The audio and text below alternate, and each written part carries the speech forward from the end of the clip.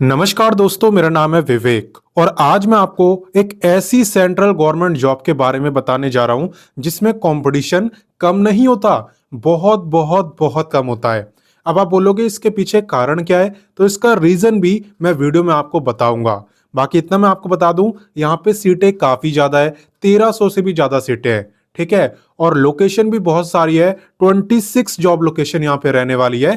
पूरी लिस्ट में आपको दिखा दूंगा और बिल्कुल परमानेंट सेंट्रल गवर्नमेंट जॉब है, कॉन्ट्रैक्ट बेसिस का कोई चक्कर नहीं है।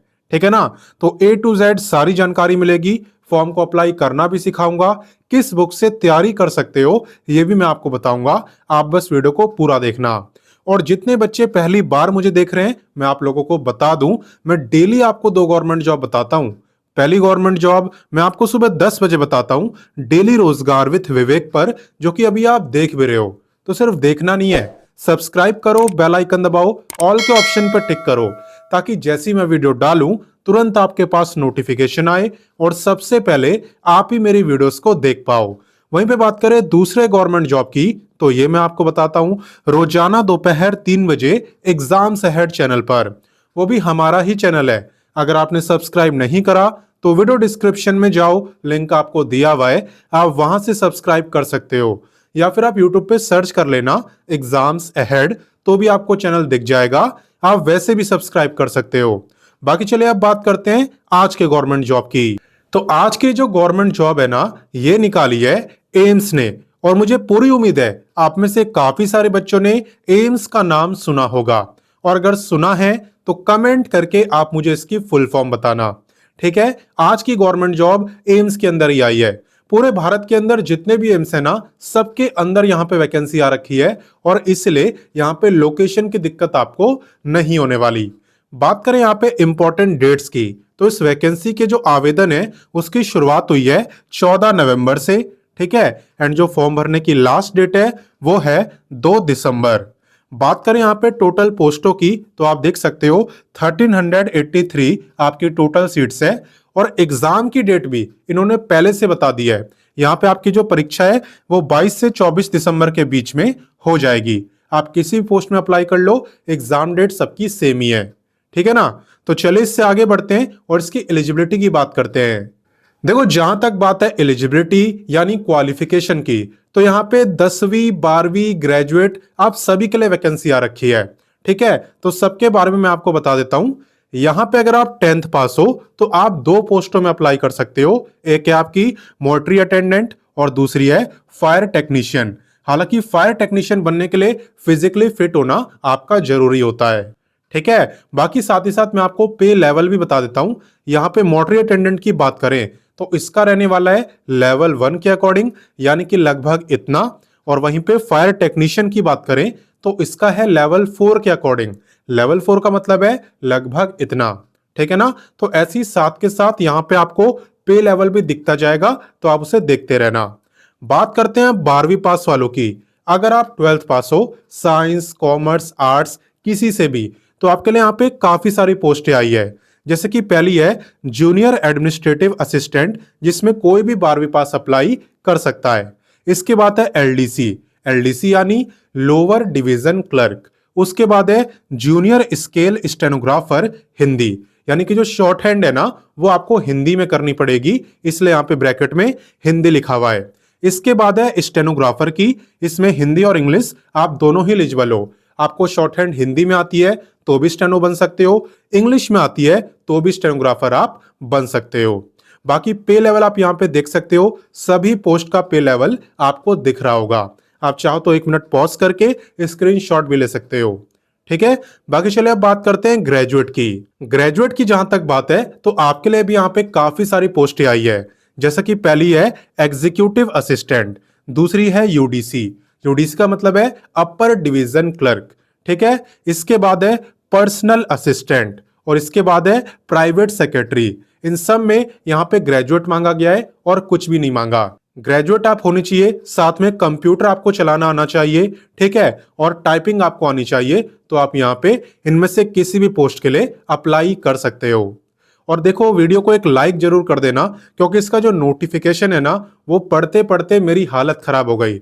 आप यहाँ पे खुद देख सकते हो, पेज नंबर 27 से लेके 85 तक यहाँ पे सिर्फ क्वालिफिकेशन के बारे में बताया गया है। ठीक है ना। तो इतने सारे पेजेस आपके लिए पढ़ते हैं तो एक लाइक करना तो बनता है, क्योंकि तभी हम आपको इतनी सिंपल लैंग्वेज में यहाँ पे समझा पाते हैं। ठीक है, तो चलिए इससे आगे बढ़ते हैं और बाकी की जानकारी लेते हैं। अब नेक्स्ट बात करते हैं एज लिमिट की। आप ध्यान देना कि एज आपकी काउंट कब से हो रही है।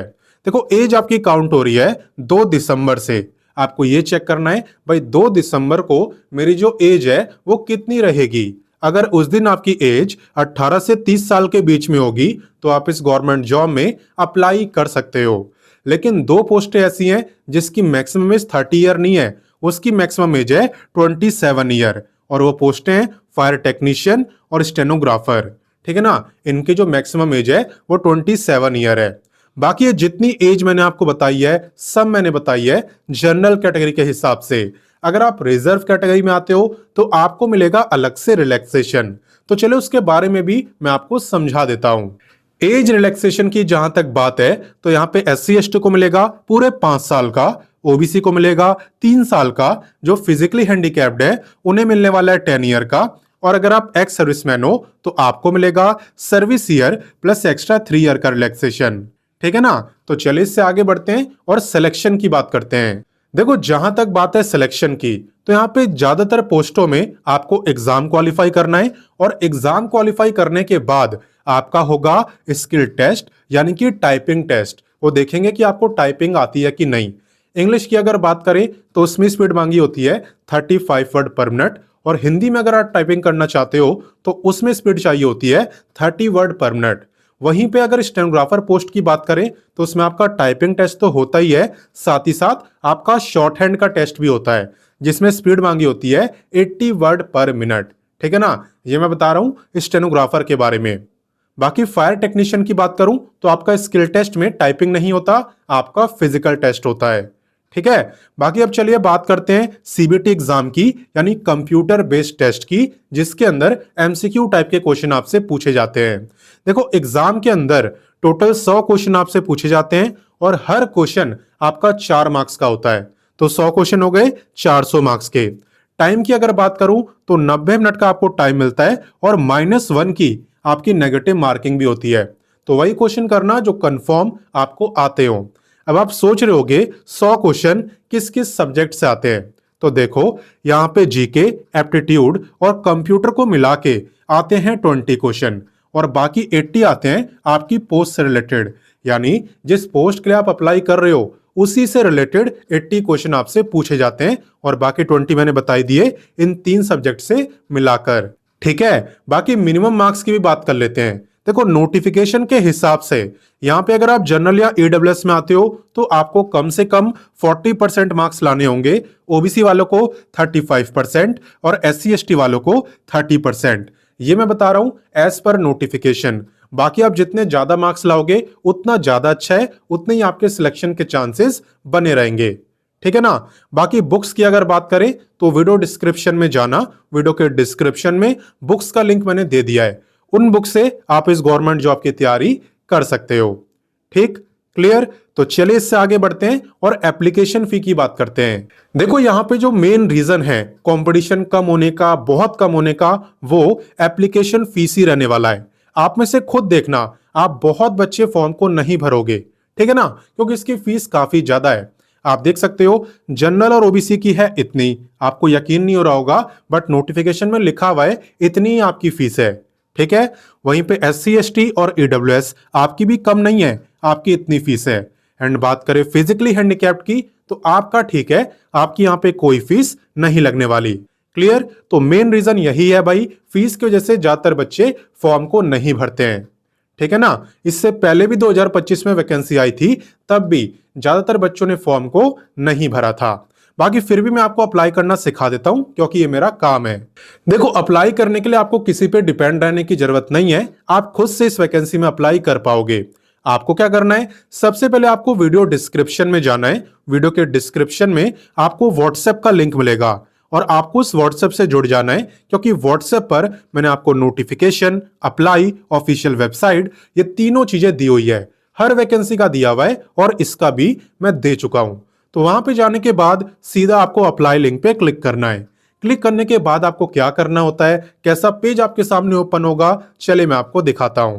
तो देखो, जैसे आप अप्लाई लिंक पे क्लिक करोगे आपके सामने यही पेज ओपन होगा जो स्क्रीन पे आपको दिख रहा है। ठीक है, इस एग्जामिनेशन को हम कहते हैं कॉमन रिक्रूटमेंट एग्जामिनेशन। बाकी आप थोड़ा सा और नीचे आना, यहाँ पे आप एडवर्टीजमेंट भी देख सकते हो, यानी कि नोटिफिकेशन। बाकी अप्लाई करने के लिए आपको सबसे पहले इस पे क्लिक करना है। यहाँ पे आने के बाद सबसे पहले आपको इसे फिल करना होता है। इसके बाद आप थोड़ा सा और नीचे आना, यहाँ पे आपको अलग अलग स्टेप्स दिए हुए हैं। इन सभी स्टेप्स को आपको कंप्लीट करना होता है।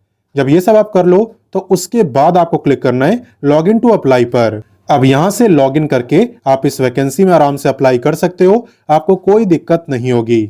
बाकी बात करें लोकेशन की, तो यहाँ पे टोटल 26 लोकेशन रहने वाली है। जैसा कि आप देख सकते हो यहाँ पे पूरा एड्रेस आपको दिया हुआ है। ठीक है, और शॉर्ट में यहाँ पे आपको दिया हुआ है। ठीक है, आप देखते जाओ, सभी मैं आपको दिखा दे रहा हूं। ये सब की सब आपकी जॉब लोकेशन है और आप किसी के लिए भी अप्लाई कर सकते हो। आप किसी भी राज्य में रहते हो कोई फर्क नहीं पड़ता, अप्लाई आप किसी के लिए भी कर सकते हो। और एग्जाम सेंटर भी इसके ऑल ओवर इंडिया रहने वाले हैं। ठीक है, आप देख सकते हो टोटल 26 लोकेशन यहाँ पे रहने वाली है। तो मैंने आपको सारी जानकारी दे दी। अब आपका काम है इस वीडियो को अपने दोस्तों, भाई बहनों सबके साथ शेयर करना और उन्हें भी इस एम्स की भर्ती के बारे में बताना। ठीक है, क्योंकि काफी बच्चे इसका वेट भी करते हैं क्योंकि कंपटीशन कम होता है। बाकी मैं मिलता हूं नेक्स्ट वीडियो में फिर एक नई गवर्नमेंट जॉब के साथ, और तब तक के लिए जय हिंद, वंदे मातरम।